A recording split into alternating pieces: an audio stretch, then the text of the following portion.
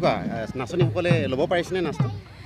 আমি যোৱাকালিৰ পৰা আৰম্ভ কৰিছোঁ নাচনীসকলে চেষ্টা কৰিছে ল'ব পাৰিছে বুলি মই নকওঁ চেষ্টা কৰিছে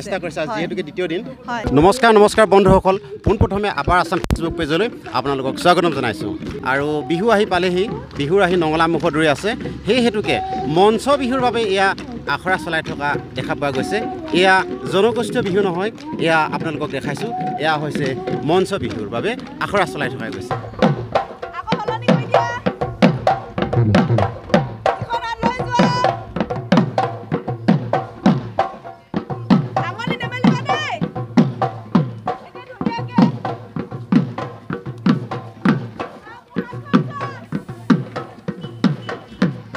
হয় আমি ডুমডুমা আঞ্চলিক ছাত্ৰ সন্থাৰ সৌজন্যত কদুগেদাছা শাখা ছাত্ৰ সন্থাই ঢোল বাদন আৰু বিহু নাচ কৰ্মশালাৰ প্ৰায় 10জনীয়া কাৰ্যসূচীৰে আমি বিস্তৃত কাৰ্যসূচীৰে লগতে 13 তাৰিখ 13 এপ্ৰিল আমি সামৰণি অনুষ্ঠান আৰু সম্বৰ্ধনা অনুষ্ঠান নামে এটা অনুষ্ঠান অনুষ্ঠিত কৰিছোঁ লগতে আমি মুখ্য প্ৰশিক্ষক হিচাপে আমন্ত্ৰণ জনাই আনিছোঁ আমাৰ সন্মানীয় সীমামান শইকীয়া বাইদেউ তেখেতে বৰ্তমান আমাৰ বিহু আখৰা কৰি আছে প্ৰায় 2 শতাধিকো অধিক মানে ছাত্ৰ ছাত্ৰীসকলে অসমীয়া জাতীয় জীৱনৰ যি সংস্কৃতিৰ ঢৌ সেই সংস্কৃতিৰ ঢৌৰ লগত বিলীন হৈ তেওঁলোকে বিহু আখৰা কৰিবলৈ আহিছে ঢোল বাদন আৰু নাচনী দুয়োটা একেলগে লোৱা হৈছে হয় ঢোল বাদক হিচাপেও আমি প্ৰশিক্ষক হিচাপে আমন্ত্ৰণ জনাই আনিছোঁ ইতিমধ্যে ঢোল বাদক প্ৰশিক্ষকেও ঢোল বাদন হিচাপে তেওঁলোকে আখৰা কৰি আছে লগতে বিহু নাচো বাইদেউগৰাকীয়ে আখৰা কৰি আছে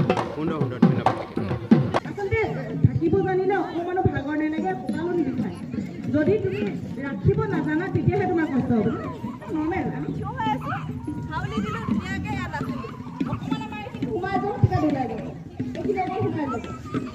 দেই এতিয়া মই পজিশ্যনটো এইটো কষ্ট হৈছে নাই ইয়াতে আমি একে চাইডত আছি কঁকালটো ভাঙিব লাগিছে দেই আমাৰ পেপাৰ মাজত বিহু নামৰ জোৰা নামৰ মাজত গগনা নাচত এইখন কিবা ব্যৱহাৰ কৰা হয় ধুনীয়াকৈ বেকাৰ হৈছে আৰু এই যে নাচিল পৰিষদকে আগবঢ়াই লৈছা সমান দেখা এইটো থাকিব নাজানিলে ভাগৰ লাগিব এনেকৈ নহ'ব নহয় আঙুলিবোৰ নেমেলিবা আঙুলিবোৰ গোটাই কৰি নৰ্মেল এনেকৈ থিয় হোৱাচোন আঙুলি দিয়া হাতখন ইয়াত লগাই আগফালে চাই দিয়া কিমান ভাল লাগিছে যদি জানা হেৰি নিবিষাই নহয় একো কষ্টও নালাগে এইটো বস্তুকে 1 2 3 4 এইটো বস্তুৱে 1 2 3 4 হৈছে বুজি পাইছা 1 2 3 4 আঁঠুনে ভাঙিবা হাউলা আঁঠুটো ভাঙিব নালাগিব কঁকালটো ভাঙিবা এইটো বস্তুৱে একেবাৰে চাইডত কঁকালটো ভাঙিবলৈ শিকি লওঁ দেই এবাৰ চবে হাউলা নাচো প্ৰথমে একে চাইডে ভাঙিম পাছত আমি পজিশ্যন চেঞ্জ কৰিম দেই এইটো চাইডে ভাঙিবলৈ শিকি লওঁ প্ৰথমতে আঙুলি নেমেলিবা আঙুলি হাতকেইখন এনেকৈ টাইট কৰি আছা হাতকেইখন এনেকৈ হাতকেইখন চোৱা মোৰ কঁকালটো চাবা এইটো চবে এনেকৈ থাকা এনেকৈ লৈ লোৱা গোটা কৰি ৰাখা এনেকৈ কৰিলেনো কেনেকৈ কঁকাল ভাঙিব কোৱাচোন এনেকৈ কৰিলেনো এনেকৈ পেলাই লোৱা কঁকালত আঙুলি চাঙুলি মেল নোখোৱাকৈ এনেকৈ হ'ল এতিয়া ধুনীয়াকৈ হাউলি দিয়া 1 2 3 4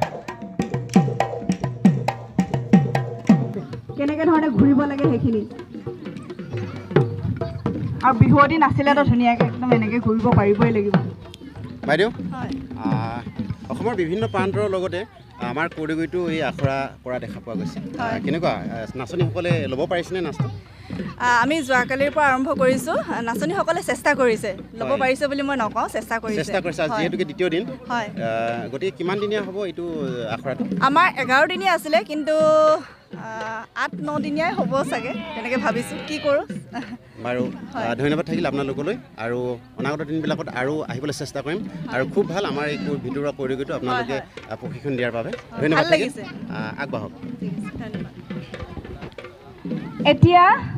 এতিয়া আকৌ যাম তাৰপিছত কেনেকৈ ঘূৰিব লাগে সেয়া শিকিম হা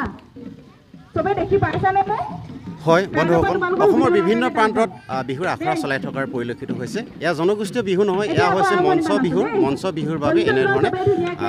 প্ৰশিক্ষণ দি থকাৰ পৰিলক্ষিত হৈছে এয়া প্ৰায় 200জনী নাচনীয়ে কৌৰগুৰিত মঞ্চ বিহুৰ বাবে আখৰা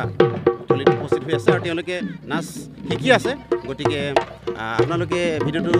চাই ভাল পালে লাইক কৰিব কমেণ্ট কৰিব আৰু আজিলৈ ইমানতে সামৰণি মাৰিলোঁ ধন্যবাদ